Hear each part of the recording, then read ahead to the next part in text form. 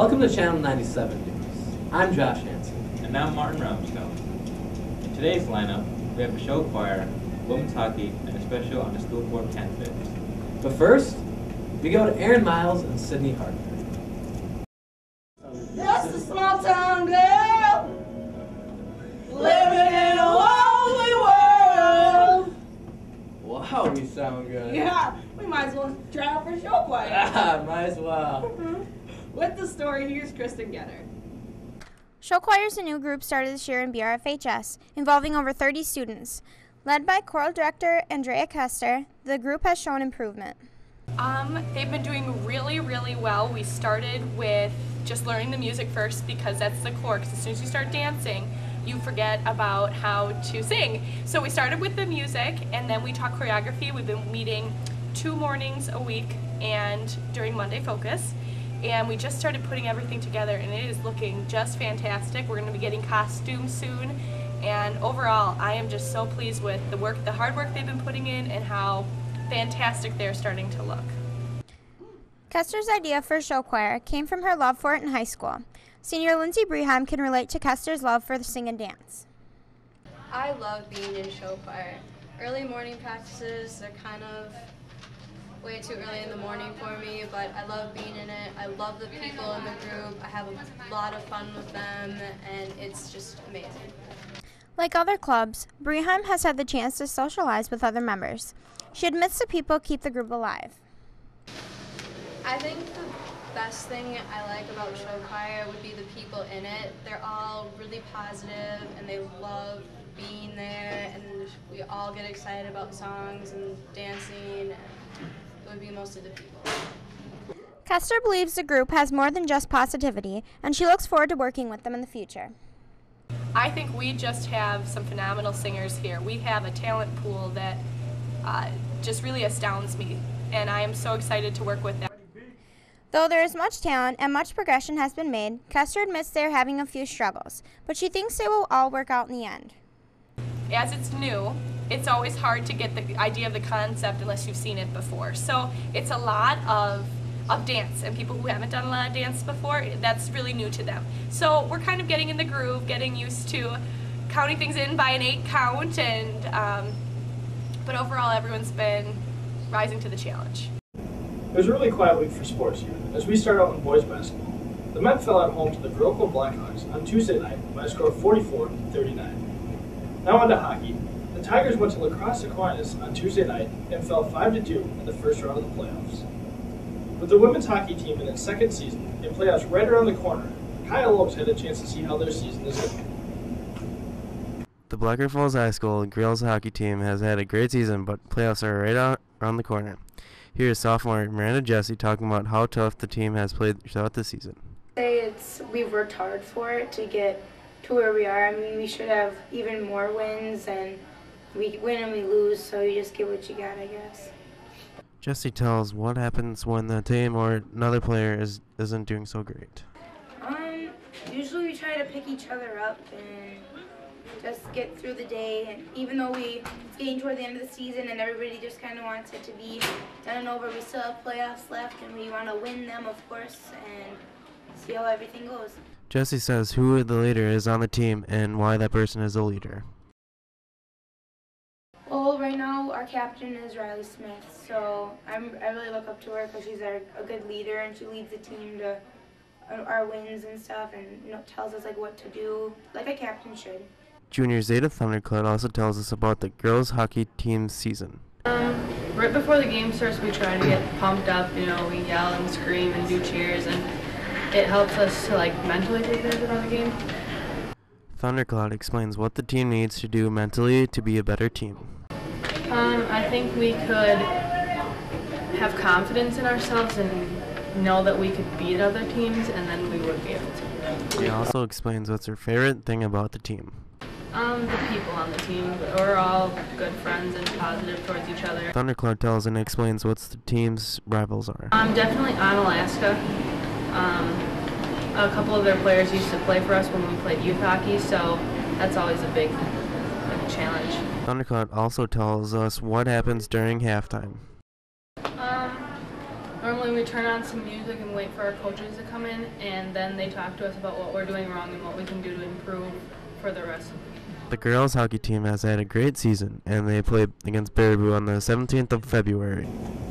Looks like it's really coming along. Great job, show choir. For the next 5 weeks, we will be highlighting the school board candidates. This week with Mary Jo Radcliffe. For the interviews, we'll go to Josh Hansen. School board elections are on April 3rd. 5 candidates have filled out the necessary paperwork in order to appear on the ballots for the 3 vacant positions. 2 incumbents, Mark Tomley and Mary Jo Rasmanowski, and 3 newcomers, Axel Dressler, Durwood Amundsen, and Mary Jo Radcliffe. Each week we will air segments from the interview. And by the end of March, you will have heard from each of the candidates, hopefully helping you to make an informed decision.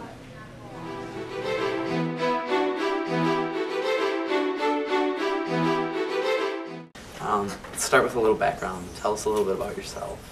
Well, my name is Mary Jo Radcliffe, and my background has always been in education.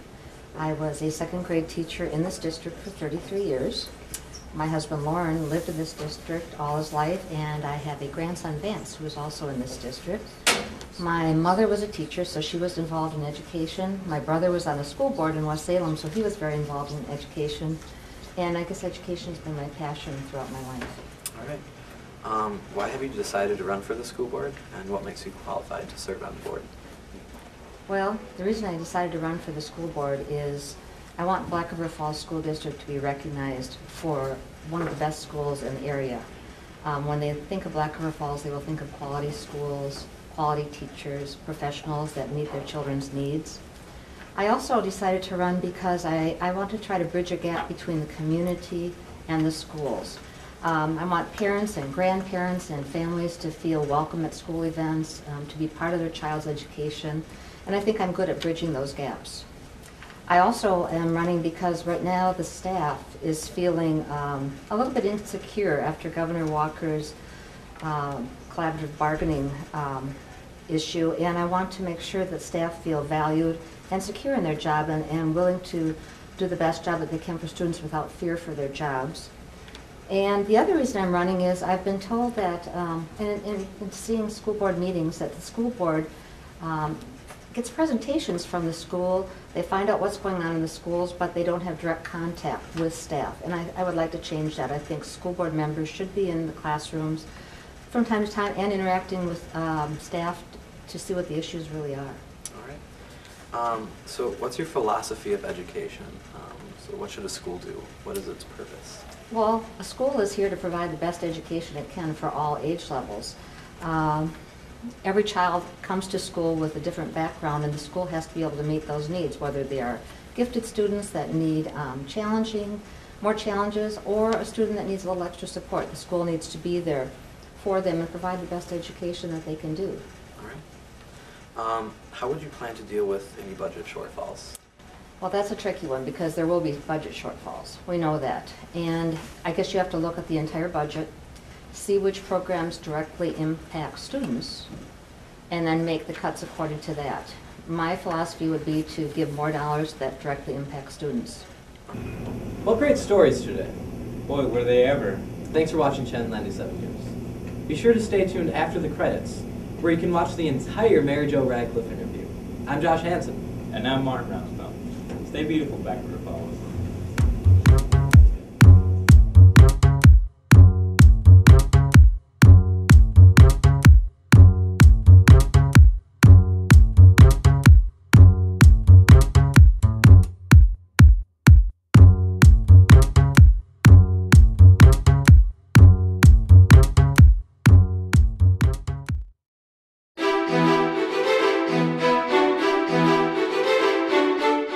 Now, there are families who feel disenfranchised from our schools. What would you do as a board member to help strengthen ties between the district and these families? Well, first of all, I would be very open with them. They can call me, they can talk with me, they can tell me their concerns, and then I would bring that back to the board, and we would try to talk about that. But I think just doing a lot of PR, positive PR with the community would help, and just being available and honest and trying to instill that trust that we used to have in our schools. How would you promote our school district to attract families through school choice? I think you really need to focus on public perception. I was just watching a program of the Blair Taylor schools last night, and they had a parent say how wonderful their school is, that their school provides excellent education. And right now I think sometimes people in Black River Falls don't see that. And really, if you promote Black River Falls education, we have great programs. We have the Bragg School. We have alternative schools. We have 2 teachers that have been recognized for tops in the state. And I think you just need to really promote that and tell people what good things are going on in Black River Falls. If you had to choose 2 or 3 priorities that the district should focus on, what would they be? Well, one definitely is student achievement. We're doing a lot of different programs right now and to address student achievement. And after working with children for so many years, there's no one right approach in education. You have to take the best of all approaches. So definitely I would work on student achievement. I would like Black River Falls to be known as a school that meets or exceeds state standards. Another one would be facility needs. We definitely do have some facility needs. After having taught the 3rd Street School for a number of years, that school was built as a high school. It has some definite issues for younger children. It is not energy efficient, so we do need to address that. And also we have portable classrooms over at 4th Street Early Learning Center. And that's not a good situation for children, so that would be another one. And I guess the third one would be positive communication and trust between the staff and administration and school board. I would really work on that along with that improving public perception. Currently there is continuing discussion about student assessment and grade retention. What's your philosophy on student assessment and grade promotion? Well, we do a lot of testing, an awful lot of testing. I think we do a little bit too much testing, and maybe that could be pared down a little bit. But my philosophy for student retention is every child is different. You know, in a perfect world, every child would meet a certain level, but you need to adjust that level for students that have disabilities. So my philosophy on that would be have a general benchmark that students need to achieve, but you also have to have a little bit of wiggle room in there for those students that aren't able to do that. I have, in my time teaching, I have retained students, and you have to really look at that child and work with the family. If the family is not in favor of that, it's not going to work. I've seen positives from retention and then some children that it didn't work out well. So you have to look at each child and assess it individually. How do you plan to work with staff as you create a teacher handbook? Well, I've never created a teacher handbook, but first of all, I want to talk with the staff, get their input. They are the ones that are out working with the children. They are the ones that should have the greatest input on a student handbook or a teacher handbook. I was talking with the gentleman from Melrose, and he met with his staff, and they used much of the old contract language that they had before in their teacher handbook, and I think that I would just like to work honestly with the staff and help create that. Okay. Now, there's this issue of merit pay. Is that a plausible idea? Well, that's a tricky one. You know, I always thought about merit pay when I was a teacher, and it's really tough to assess. I don't know how you would possibly set benchmarks for merit pay. I would rather see it that each teacher is evaluated, and if they're achieving to their full potential, then they should receive the pay that they deserve. I'm not sure how they would do merit pay. When I taught, I thought I did the best that I could, and I thought, as long as you're doing that, you should receive the pay you deserve. Right. Now, what are the current positives and negatives that you see in our school district? Well, the positives are what I mentioned, is we have some great teachers. As I said, they were recognized at a state level. Unfortunately, most teachers never are recognized for the work that they do. So we have current hardworking staff members and wonderful support staff. We offer a lot of varied programs for students. There are after-school programs. We have a lot of sports, which help kids excel.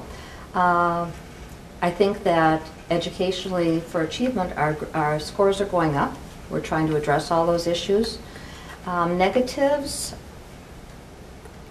I know that there are some students that are struggling with the block schedule at the high school, and you're probably more aware of that than I am, but that, you know, they don't have a class for so long, and then they go to take their ACTs, and it's pretty tough for them to get their math scores in. I know it's tough for some of the fine arts areas to get students in those classes, so I know that that could be perceived as a negative, but I understand that there's some new block scheduling for next year that perhaps will work around that.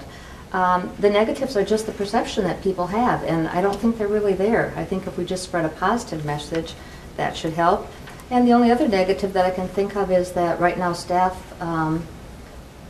feels very insecure. The morale is low, and we need to raise that by working with them and valuing their input on decisions in education. All right. Final question. Why should we vote for you? Well, I think you should vote for me because my passion is education. I want what's best for children and best for the community. School is really the center or the core of a community, and if we have strong schools, our community is strong. So I think I bring a lot of experience and knowledge with that, and I hope people will vote for me in April. All right. Thank you. Thanks. Thank you. Thanks.